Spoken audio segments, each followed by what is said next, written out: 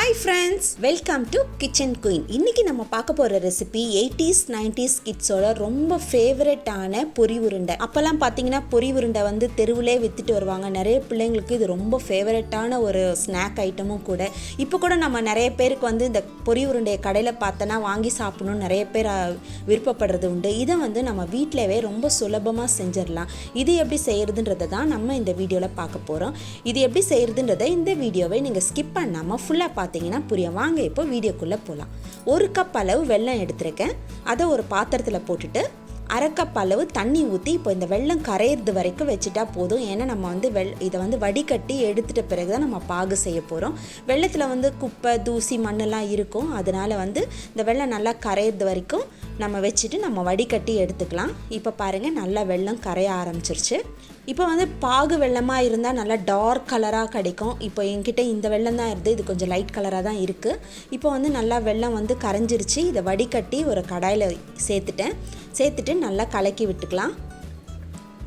இதுக்கு வந்து பாகு தான் ரொம்ப முக்கியமானதுங்க. பாகு மட்டும் கரெக்டாக வந்துச்சுன்னா பொரி உருண்டை நல்லா சூப்பராக வரும்.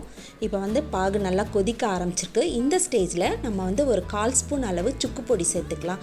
சுக்கு பொடி சேர்க்குறது வந்து ரொம்ப நல்லது, உடம்புக்கும் ரொம்ப நல்லது. இந்த மாதிரி வெல்லம் ஐட்டம் நம்ம அந்த மாதிரி வேர்க்கடலை பர்பி அந்த மாதிரிலாம் செய்யும்போது இந்த மாதிரி சுக்கு பொடி நம்ம சேர்த்து செஞ்சோம்னா ரொம்ப நல்லாயிருக்கும். நல்லா கொதிக்க ஆரம்பிச்சிருச்சு. இப்போ நம்ம பாகு டெஸ்ட் பண்ணி பார்ப்போம். இது சேரலை, இன்னும் கொஞ்சம் நேரம் இருக்கட்டும். நல்லா கவனமாக வச்சுக்கோங்க. இதுக்கு வந்து கண்டிப்பாக பாகு வந்து ரொம்ப முக்கியம். பாகு கரெக்டாக வந்ததுனா தான் உங்களுக்கு உருண்டை நல்லா கரெக்டாக வரும். இப்போ நம்ம டெஸ்ட் பண்ணி பார்க்கலாம். இப்போ வந்து உருண்டை வருது, ஆனால் வந்து இது வந்து சாஃப்டான ஒரு மாதிரி தக்காளி பதம் மாதிரி வருது. நமக்கு வந்து நல்லா டக்குன்னு பாகு வந்து உருட்டை நல்லா ஸ்ட்ராங்காக வரணும். ஒரு தட்டில் நம்ம போட்டோன்னா டக்குன்னு ஒரு சத்தம் கேட்கணும். அந்த அளவுக்கு நமக்கு பாகு வரணும். ரொம்ப முருகிரவும் கூடாது பாகு. இப்போ நம்ம டெஸ்ட் பண்ணி பார்க்கலாம். இப்போ பாருங்கள், நல்லா எல்லாம் சேர்ந்து வருது, நல்லா கட்டித்தன்மையாக வருது. இந்த பாகு தான் நமக்கு தேவை. பாருங்கள், தட்டில் போட்டோன்னா சத்தம் கேட்குது பார்த்தீங்களா. ஸ்டவ் ஆஃப் பண்ணிக்கலாம். இப்போ இந்த பாகு முறிஞ்சிடாமல் இருக்கிறதுக்கு நீங்கள் 2 சொட்டு லெமன் ஜூஸ் கூட நீங்கள் விட்டு வச்சுக்கலாம். இப்போ நம்ம எந்த கப்பில் எடுத்தோமோ அதே கப்பில் 3 கப் அளவு பொரி எடுத்துகிட்டு நம்ம வந்து காய்ச்சி வச்சுருந்த பாகை இந்த பொரியில் கொட்டி நம்ம கலந்தோம்னா ஈஸியாக இருக்கும். அதனால் பொரியில் கொட்டிட்டு நல்லா கலந்து விட்டுருங்க.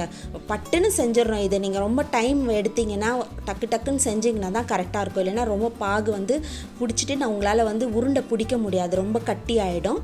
அதே மாதிரி சூடோடு நீங்கள் உருண்டை பிடிச்சிங்கன்னா தான் கரெக்டாக இருக்கும். இப்போ நம்ம எல்லாம் கலந்து விட்டாச்சு. இப்போ கையில் வந்து லைட்டாக தண்ணி வந்து தொட்டுட்டு நல்லா தொடச்சிக்கோங்க. ரொம்ப தண்ணியோடு நீங்கள் பிடிச்சிங்கன்னா பொரி வந்து ஒரு மாதிரி நமத்து மாதிரி ஆகிடும். இல்லைனா கையில் எண்ணெய் கூட தடவிக்கோங்க, இல்லை நெய் தடவிக்கோங்க. இல்லை அரிசி மாவு இருந்தாலும் அதை நீங்கள் கையில் வச்சுட்டு இந்த மாதிரி உருண்டை பிடிச்சி வச்சுக்கலாம். உங்களுக்கு என்ன சைஸ் தேவையோ அந்த மாதிரி நீங்கள் பிடிச்சிக்கலாம். இப்போ சூடோடு பிடிக்கிறதுனால நான் கொஞ்சம் பெருசாகவே பிடிச்சிக்கிறேன். பாருங்கள், நல்லா எவ்வளோ அழகாக உருண்டை பிடிக்க வருதுன்னு சொல்லிட்டு பார்க்குறதுக்கு எவ்வளோ அழகாக இருக்குது பார்த்தீங்களா பொரி உருண்டை. அவ்வளோதாங்க, நம்மளுடைய பொரி உருண்டை சூப்பராக ரெடி ஆகிடுச்சு.